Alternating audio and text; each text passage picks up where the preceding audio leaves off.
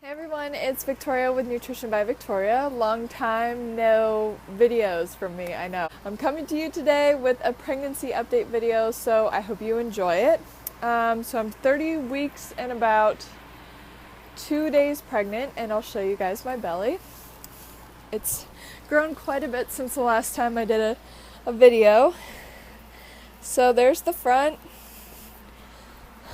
and there's the side. And baby's sitting right down here. She's in head down position already, which is great. A lot of movements going on. So she's very active, and that's a sign that she's healthy. So couldn't be happier about that. What has changed? Well, since I think I've put on a little bit over 20 pounds. I was just at a prenatal appointment about 2 weeks ago. And at that appointment, I also had my blood sugar tested, and it actually came up a little bit high. It was about 155. I believe the cutoff is 140. So I had to make a few, and this was right after I got done traveling too. So I had traveled across country and got in that night, and then I had an appointment the next day. And from what I've read online, your blood sugar can be affected by lack of sleep, dehydration, not being in your normal routine, and all of those were things that I had experienced, and plus being pregnant on top of it. But either way, I decided to make a few changes in my diet, and those changes have actually made me feel a little bit better too. I'm still following a high-carb, low-fat, plant-based vegan diet, but just to talk a little bit more about the blood sugar test. So I failed my test, and I actually had to go in the next week and do a 3-hour oral glucose test in order to see if I had gestational diabetes, which I didn't. My test came back perfect that time. And I also had an opportunity to get back into my normal routine. Like I said, I made a few dietary changes, and so I passed my test. So what have I changed? I looked more into what can be a cause for elevated blood glucose levels. What happens when a woman's pregnant is that, especially as she gets later in her pregnancy, and the reason why they test for gestational diabetes via your blood sugar is because your blood sugar can be elevated. So what can happen is that your pancreas, because you're larger and you're growing a baby, it can actually become a little bit strained and not be able to produce enough insulin in order to manage the amount of sugar that's in your blood. So that's why just people can develop gestational diabetes during pregnancy and not have any blood sugar issues when they're not pregnant. So that's just something I wanted to briefly go over. So what have I changed in my diet in order to feel better and make sure that I had a normal blood sugar reading for my second time around? Well, I cut out fruit juice completely, and I also backed off of smoothies. So this is something that I had done in the past too, when I suspected that I was having some insulin resistance issues related to being on a high carbohydrate diet.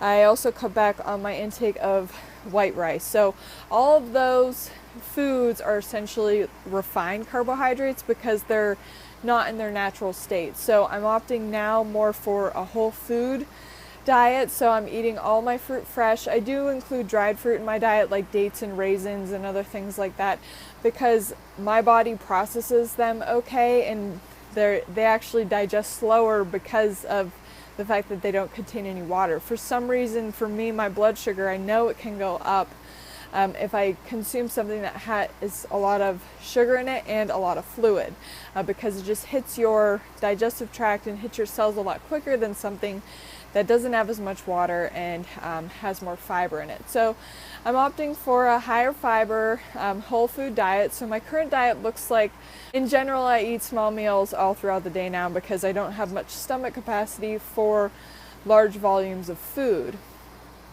So that's one thing that has progressively changed. I really can't do a whole lot of liquids at one time. I can't do a huge amount of anything at one time because the baby's pressing up on my stomach and everything's kind of getting displaced. So in order to keep myself regular, I eat small meals. So I get up and I have about a half a liter of water. Then I have a piece of fruit. Lately it's been organic pears. I'll just have a pear in the morning. I'll go for my bike ride, so I'm still biking. I ride my bike for about 45 minutes to an hour most days. Some days it's just for 30 minutes. But today I was out on my bike for about 45 to 50 minutes. And then I came back and I had some more fresh fruit. I had a bag of grapes while I took my dog for a walk. So I walked her about a mile. And that's my normal exercise routine most days of the week. I will do outdoor cycling, indoor cycling, walking my dog, and I've completely cut out jogging. I quit jogging at week 28. My body's just gotten too heavy. I was also having some pains down in my lower pelvis from what it is around ligament pain. It's because all those ligaments down there are stretching to accommodate for your grown uterus, and then the uterus itself weighs, I don't know, probably 10 to 15 pounds right now, and having that strain constantly when I'm jogging and doing a high impact exercise, it just wasn't feeling good, and I was having some pain from it. So I quit that. So I jogged for about 7 months. Okay, so after I get back from my bike ride, I have some grapes and I take my dog for a walk, and then I have another small breakfast. So lately I've either been having oatmeal with berries and raisins and dates, or I'll just have some dates, or I'll have some watermelon. So something I just eat until I'm full and then I stop, and then I wait until I get hungry again. So that's kind of the motto I've been following. And since doing that, I do feel better. I feel better not having as much liquid foods in my diet, and eating till I'm full and stopping when I'm not hungry anymore.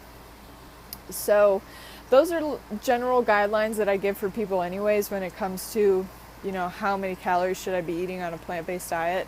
It's good to know, like, biometrically, which is your resting metabolic rate and your activity level, how many calories your body needs in order to sustain itself at the size it is right now. But once you know how to eat enough for yourself, you can go based on of your appetite and your satiety cues.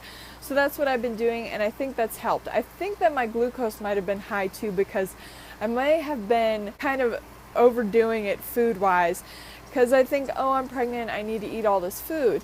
And I do need to eat a lot of food, but there's a threshold for that too. So I just have to, it's important to be very in tune with your body and aware of when you're hungry and when you're full, and basing that off of your satiety and appetite cues. And when you stick to a whole food, plant-based diet, it's easy to follow that principle. When you start adding more refined foods, juices, and refined grain products, things like that into your diet, your body can have a little bit of trouble trying to regulate how much is enough, because it's not getting that satiety cue. It's very easy to chug a smoothie, to chug juice, to eat something that doesn't have a whole lot of fiber in it, because it's not triggering that satiety sensation. So those are just things to keep in mind. Okay, so after I have my breakfast, I generally do work on the computer for a few hours, or I'll go to water aerobics. I'm still doing that, and prenatal Pilates and yoga about twice a week. So I'm still staying fairly active. And then I'll have lunch when I get hungry. Lately it's been like rice cakes or some sweet potatoes and a big salad, lots of veggies. And then I might have another snack after that and have some fruit. I might take a nap. I might do some more work on the computer. That's usually when I'm also might do my yoga at that time. And then dinner comes around, and again, sweet potatoes, baked potato fries, salads, might have some fruit before I have that meal. I have started posting a little bit more on Instagram so you guys can see what I'm eating. But basically I'm just eating when I'm hungry, stopping when I'm not hungry, and eating the foods that I desire. And it's a lot of whole, fresh plant foods, salads, fruits, vegetables, root vegetables, and things like that. So otherwise, I feel really great. My energy level is great, considering how pregnant I am. I do get fatigued though, and that's absolutely normal. I have slowed down, so I've slowed down on the bike, I've slowed down walking wise, my body's just getting heavier. I'm very looking forward to getting to finally meet the baby when she does come, which should be in the next 2 months. I hope that you enjoyed this video and maybe learned something from it, and how to avoid gestational diabetes. Oh my gosh, I can't believe that I actually thought that maybe that was a possibility. But you know, there are a lot of people that are coming to me and they are having blood sugar issues, and they are having high triglycerides and things like that on a plant-based vegan diet. So it's important to investigate why those things happen, and I consider it all a learning experience for myself. So I hope you enjoyed this video. If you did, give it a thumbs up. I promise I'll be getting more videos out to you guys, but you'll have to bear with me through this last trimester that I'm in. Sure, things will pick up after the baby comes and I get used to that whole routine and my energy gets back to, you know, where it is when I'm not pregnant. Thank you so much for watching and have a great day. Bye.